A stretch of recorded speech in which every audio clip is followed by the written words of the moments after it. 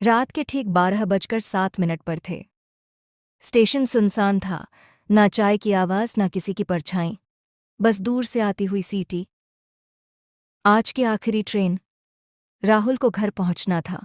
Ticket counter बंद, platform पर सन्नाटा। तभी ट्रेन आकर रुकी। डिब्बे पुराने, खिड़कियां धुंधली और भीतर अजीब सी ठंडक। राहुल चढ़ा। डिब्बे में एक भी यात्री नहीं, सिर्फ कोने में बैठा काला कोट पहने एक बूढ़ा। ट्रेन चली। खिड़की के बाहर अंधेरा इतना गहरा कि जैसे रात निगल रही हो। राहुल ने घड़ी देखी। 12:07। 5 मिनट बाद फिर देखा। 12:07। उसने बूढ़े से पूछा, कौन सा स्टेशन आएगा? बूढ़ा मुस्कुराया और धीमी आवाज में बोला, जहां उतरोगे वहीं तुम्हारा आखिरी स्टेशन होगा। राहुल की रूह कांप गई। तभी अचानक ट्रेन रुक गई। बाहर कोई स्टेशन नहीं, सिर्फ जंगल। दरवाज़ा अपने आप खुला। बूढ़ा उठा और उतर गया। जाते जाते बोला, जो ट्रेन रात 12:07 पर आती है वो घर नहीं ले जाती। अगले पल सब गायब। डिब्बा, पटरी, अंधेरा। राहुल की आंख खुली। वह स्टेशन की बेंच पर पड़ा था। सुबह हो चुकी थी। स्टेशन मास्टर पास आया। बेटा, कल रात यहां सो गए थे? ये स्टेशन तो 20 साल से बंद है और आखिरी ट्रेन 12:07 पर ही दुर्घटना में गायब हुई थी। राहुल ने कांपते हाथों से घड़ी देखी। समय अभी भी 12:07 दिखा रही थी।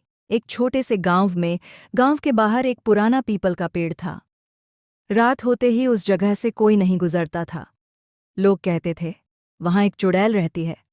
बरसों पहले उसी गांव में कुसुम नाम की एक लड़की रहती थी। वह बहुत सीधी सादी थी, लेकिन उसकी जिंदगी दुखों से भरी थी। एक रात उसके साथ बहुत बड़ा अन्याय हुआ और उसी पीपल के पेड़ के पास उसकी मौत हो गई। कहते हैं उसी रात से उसकी आत्मा को शांति नहीं मिली और वह चुड़ैल बन गई। जो भी आदमी रात में उस रास्ते से गुजरता, उसे दूर से किसी औरत के रोने की आवाज आती। सफ़ेद साड़ी, खुले बाल और उल्टे पैर। अगर किसी ने पीछे मुड़कर देख लिया तो फिर वह कभी वापस नहीं आया। एक दिन गांव का रमेश उस रास्ते से रात में लौट रहा था। अचानक उसे किसी के हंसने की आवाज सुनाई दी। उसने जैसे ही पीछे देखा, पीपल के पेड़ पर बैठी थी वही चुड़ैल, लाल आंखों से उसे घूरती हुई। रमेश डर के मारे भागा और पूरी रात हनुमान चालीसा पढ़ता रहा। सुबह होते ही वह बेहोश मिला, लेकिन जिंदा था।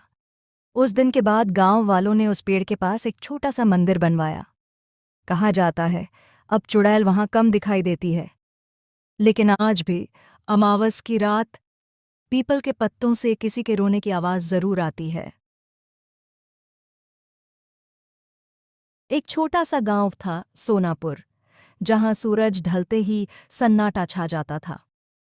गांव के बाहर एक पुराना बरगद का पेड़ था। लोग कहते थे वहां चुड़ैल रहती है। जो भी रात में उस रास्ते से गुजरा फिर कभी वापस नहीं आया। एक दिन शहर से रवि नाम का लड़का अपने मामा के घर आया। उसने इन बातों को अफवाह समझा। उसी रात बिजली चली गई और मामा ने रवि से कहा, बेटा, लालटेन लेकर दुकान से तेल ले आओ, लेकिन बरगद वाले रास्ते से मत जाना। रवि हंस पड़ा। डर किस बात का? और वही रास्ता चुन लिया। रात घनी थी, हवा ठंडी और पेड़ों की पत्तियां सरसराने लगीं। तभी पीछे से किसी के चलने की आवाज आई, छम छम। रवि ने मुड़कर देखा। एक औरत, सफेद साड़ी में, खुले बाल, पांव उल्टे। रवि की रूह कांप गई। वह भागा पर रास्ता खत्म ही नहीं हो रहा था। अचानक औरत ने धीमी आवाज में कहा, रवि, रुको। रवि गिर पड़ा, आंखें बंद कर लीं।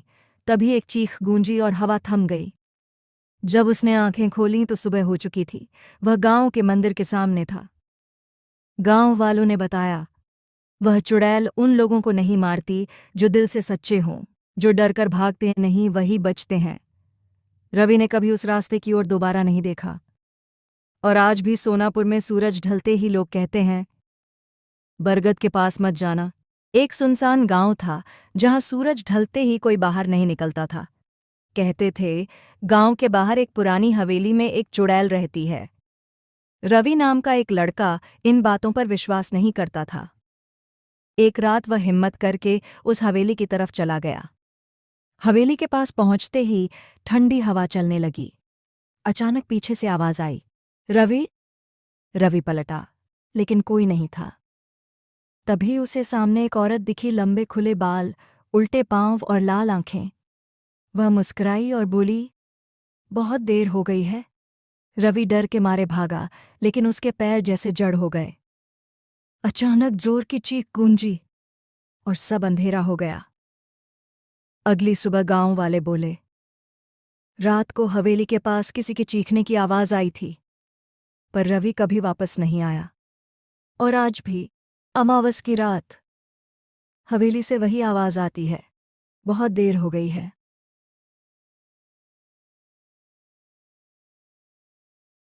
एक छोटे से गांव के बाहर एक पुरानी टूटी फूटी हवेली थी।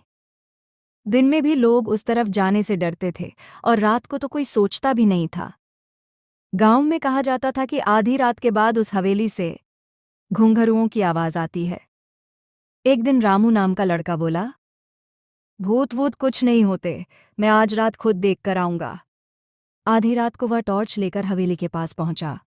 जैसे ही उसने दरवाज़ा छुआ, तेज ठंडी हवा चली और टॉर्च अपने आप बंद हो गई।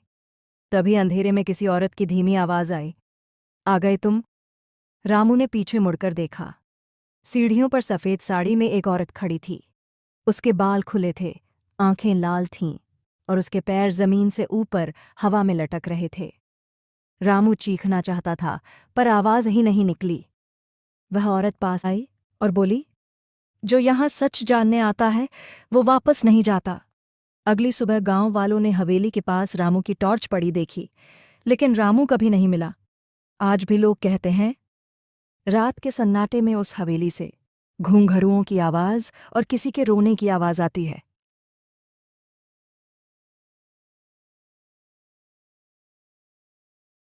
एक छोटा सा गांव था चांदपुर।